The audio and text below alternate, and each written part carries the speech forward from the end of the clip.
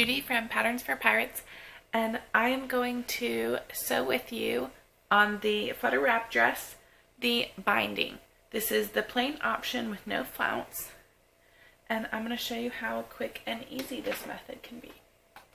I have my shirt sewn up. This is my size, an adult medium, and I have it sewn up to that point. So my back seam is sewn, my shoulder seams, my side seams, my sleeves are all set in, and now I'm ready for my binding. I'm going to grab my binding piece and find the center.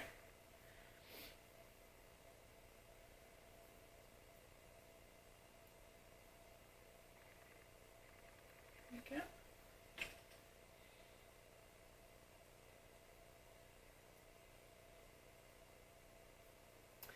Now I'm going to find the center of my back, which is super easy because there's a center seam, and I'm going to match those center points with my binding right sides together to my fabric, to my shirt. I am now going to take the edge of my binding and match it to the edge of my neckline on the shirt. And you'll notice that the neckline is bigger than the binding. You're going to stretch it to fit.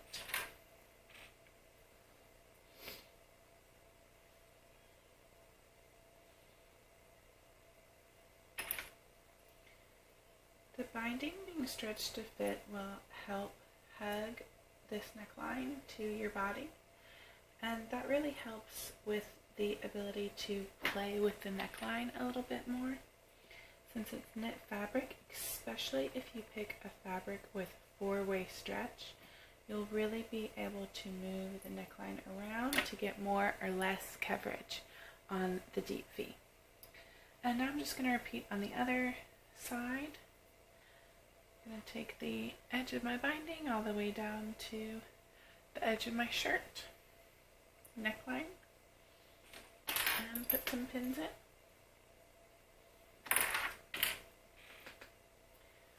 Stretch it to fit here.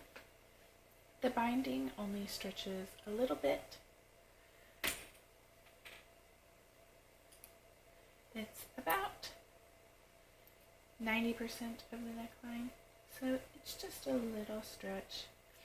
And once again, it helps keep that fabric exactly where you want it. So if you want to pull it up a little bit higher, have a little bit more coverage, or pull it down, have a little bit less coverage, then you can, and the binding being a little bit tighter will help hold it snug to your body wherever you want it. Now that I am all pinned on, I'm going to run it through my serger with a 1/4 inch seam allowance. Of course, you can sew this on your regular sewing machine as well, but you still need to use that 1/4 inch seam allowance, just with your favorite stretch stitch.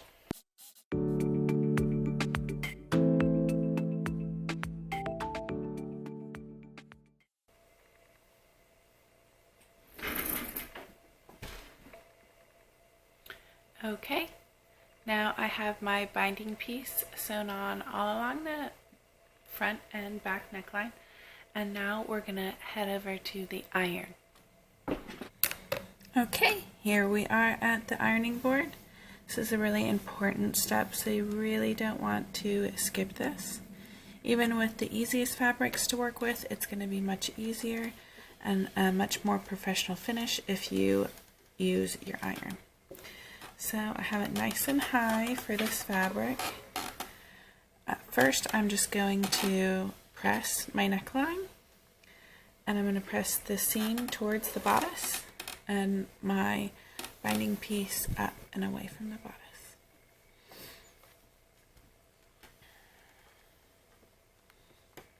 You can use steam if your fabric can use steam. I'm not going to use steam just because I have my camera really close and I don't want the hot steam rising up to my camera. But otherwise, I would be using some steam normally. Makes it have a nice crisp crease for you. If your fabric can take the steam, go ahead and use it. Okay, now that we're just all pressed and nice and smooth and crisp, now what we're going to do is we're going to take the edge of our binding and we're going to fold it in towards the seam line. You have a tiny bit of room here where you can make your binding a little bit wider and only fold it in 1/4 of an inch. Or if you like a more narrow binding, you can fold it all the way into the seam line at 3/8 of an inch. That's what I usually prefer. I like the more narrow binding, so I usually fold it right in half to that seam line. But you can either fold it half or the 1/4 of an inch, whatever you prefer. If you do the 1/4 of an inch, you'll end up with about a 1/2 inch binding. If you fold all the way to the seam line, you'll end up with about 3/8 binding. So not a huge difference here, but a tiny bit of wiggle room to do whichever you think looks best and is the easiest for you. It might depend on your fabric, what your fabric is wanting to do. I almost always go ahead and fold it all the way to the seam line in half, just because I do prefer the more narrow binding. I like the top stitch to be a little bit closer to the edge, so that works for me most of the time.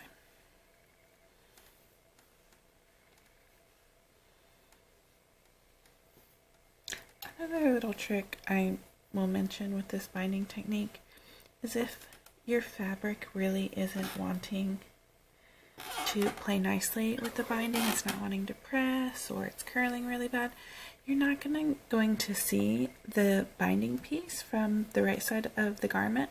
You can use any fabric that you have that plays nice for you. So you can grab a nice easy cotton spandex if you like to work with that. Another little trick is you can use a fold over elastic.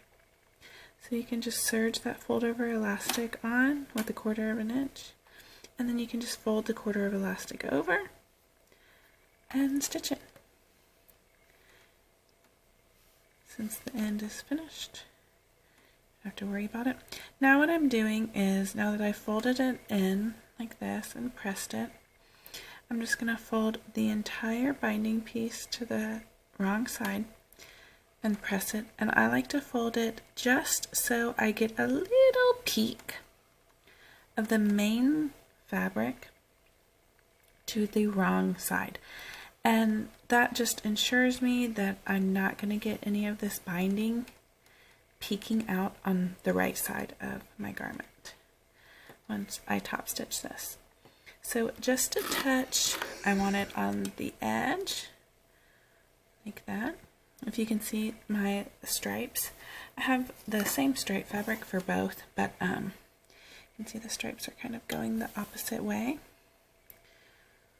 on the main shirt.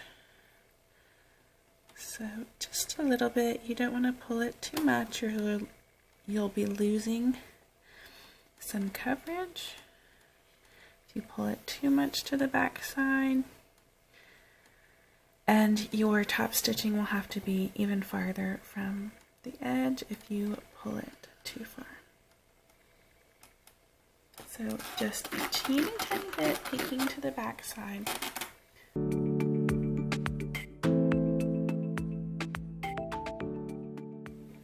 Okay, now I'm going to take my time and pin it a little bit. So all I'm going to do is refold exactly how I just pressed and pinning it to make sure it's nice and perfect for when I top stitch. I always take the time to pin it because most of the time these drapey knits that work well for this wrap dress don't want to take a really nice crease like a cotton woven fabric would. or even a cotton spandex might. Although sometimes what I'll do is grab some cotton spandex and use it just for the binding, so it does take that press really nicely. I also think it's pretty cute with a little pop of, you know, coordinating fabric on the inside that maybe you'll just see. Could use something fun like a leopard print or polka dots or something like that. Just want to make sure you don't use a real dark color on a light fabric that you can see through on the right side, but other than that, you could go wild. So I am all pinned up here. You can the fabric just peeking over the very slightest, and you can stitch this from the wrong side, or you can turn it over and stitch it from the right side. Whatever you're more comfortable with. I usually stitch it from the right side if I'm stitching it on my cover stitch. I usually stitch it from the wrong side if I'm stitching it from my machine for some reason. But whatever you're most comfortable with. So I'm going to take it to my machine and I am going to top stitch this up. Okay, here we are. My binding is attached, pressed, and pinned. And I'm going to sew from the wrong side on my sewing machine. Just going to use a zigzag stitch.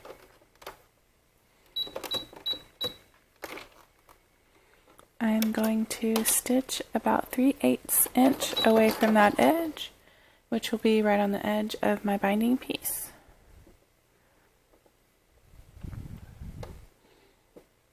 Again, I just like to make sure a teeny tiny bit of my fabric is at the top as I am stitching.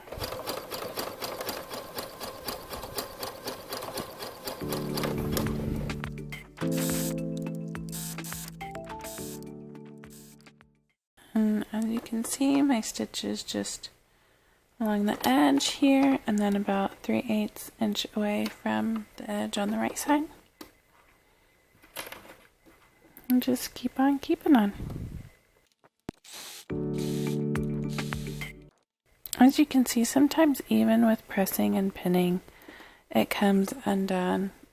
But if you press it and pin it, it's much easier to get it to behave, to go back in place. If you try to just do it without pressing, you're going to spend a lot of time finagling this binding to be folded under and the raw edges hidden away. I promise pressing is worth taking the time. You'll spend more time finagling it if you do not press than you will if you just press, including the time of getting your iron to heat up. So it will save you time in the end if you don't skip that pressing step, and you're going to be happier with your final result, and you're going to be less frustrated. If you skip the pressing, binding can be very frustrating with some fabrics as you're just learning how to do it.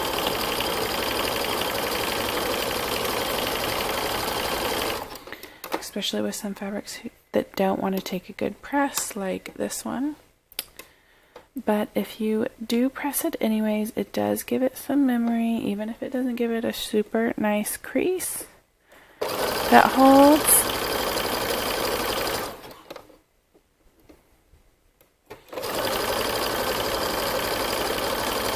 And so does pinning.